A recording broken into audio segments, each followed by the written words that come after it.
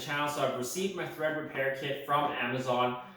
This looks like just a generic kit that's made in China. As you can see, there's really no labeling or anything on there, but it is similar to the Helicoil kit. So in today's video, we're going to be working on repairing the transmission bolt holes on the block and repairing those threads. I've actually never used one of these kits before, so it's going to be a first time using one of these, but it doesn't look that hard. Anyways, let's get started. All right, time to remove the transmission off the engine.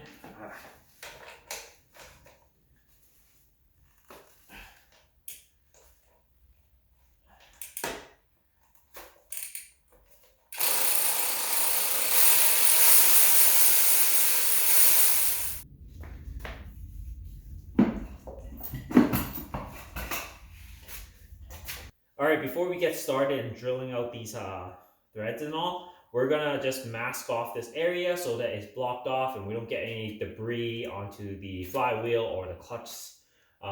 We just don't want metal fragments everywhere.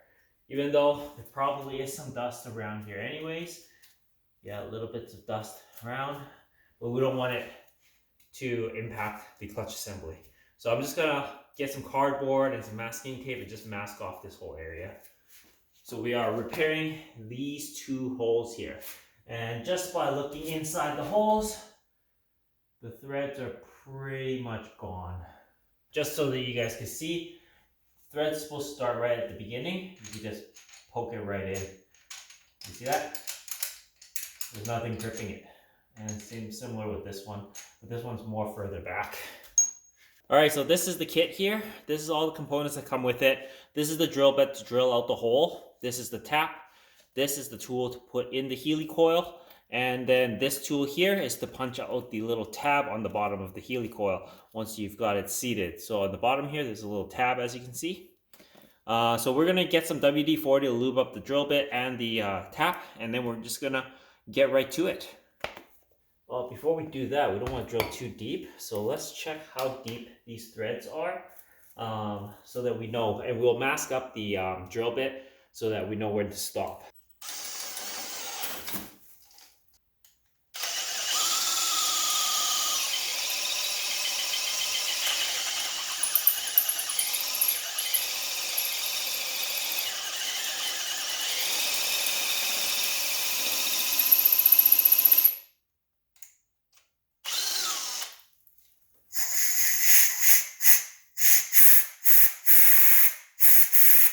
All right, next we're going to install this tap in there. So I'm going to try and get a bit on the back here, maybe an adjustable wrench or something so that we can twist it.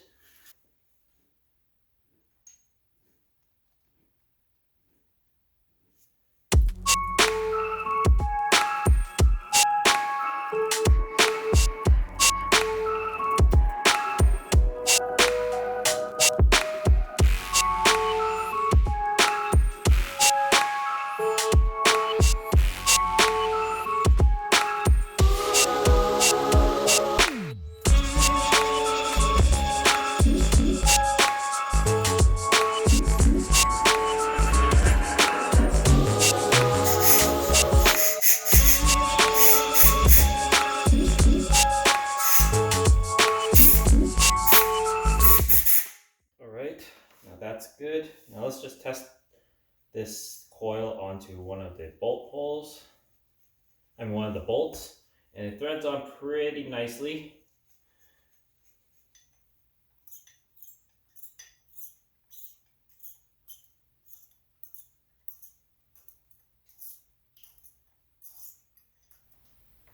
I think that's good. Just a bolt in there just to make sure it goes in properly.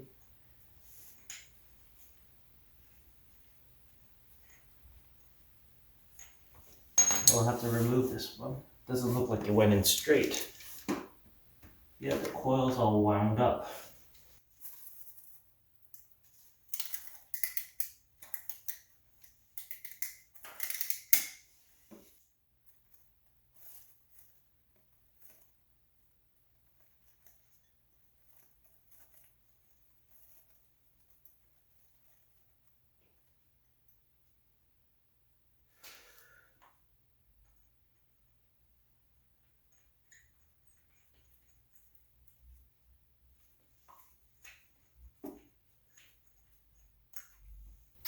That didn't go in properly again.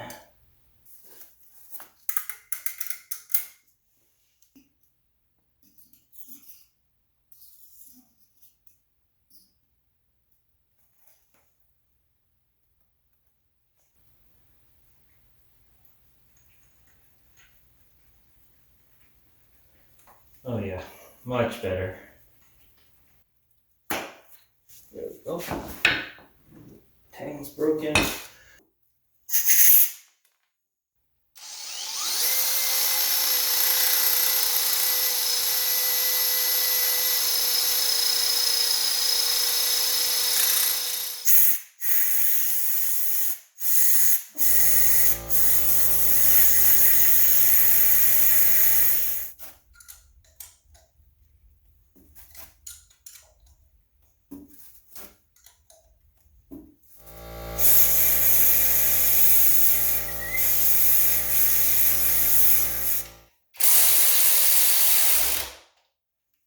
All right, moment of truth, we're gonna get the torque wrench, torque these down to 43 foot-pounds.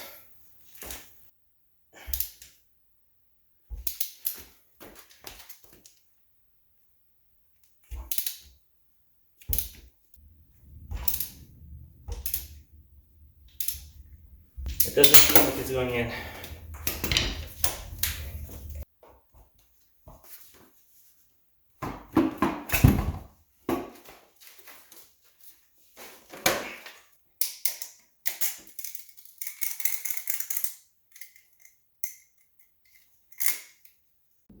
Alright guys, I've redone the Helicoil so that it's just above the surface. When it was all the way to the bottom, it just wasn't gripping enough threads. So now it's there and it is gripping a lot more threads now. This is all the Helicoils I've wasted so far. Alright guys, the moment of truth. I'm going to torque this thing down. I've tightened it up. Oh sweet, okay, that one's good. And then we'll do this one.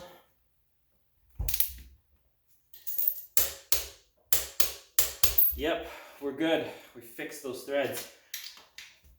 So we can torque everything down to. Alright guys, what a pain that was. After using, I guess, 8 inserts, 6 of them wasted, 2 of them finally installed into the engine. We're finally done in repairing those threads. This was my first time repairing these threads using these thread repair kits, and it's actually a lot harder than it looks. Few things I learned through the whole process. One, you have to go really slowly with the coil insert. If you wind it up too fast, it usually skips a thread in there. And once it skips a thread, you can't really back the coil out. It's pretty much game over. You have to pull it out and start over with a new coil insert essentially. And if you try to wind it all the way in, it just never aligns itself and you see gaps there and you won't be able to thread the bolt in. Another thing that I learned is don't thread the coil insert all the way to the bottom. As soon as you thread it all the way to the bottom, you're not able to break the tang. And once you put a bolt in to try and tighten the casing together, the coil insert actually ends up stripping the bolt and stripping some of the new threads that we put into the block. Another thing that I learned is that the best optimal placement for the coil insert is just 2 threads underneath flush. So as you're winding it in, it'll go flush, and then you wind it in a couple threads more, all doing it really slowly, and then break the tang, and you're good. Just leave it there. But that's basically it for this video, guys. We've got the job done, so I'm pretty happy about that. Anyways, I hope this video helps you guys out. If you haven't already, please comment, like, and subscribe, and share my videos. As always, guys, I'll see you in the next one. Cheers.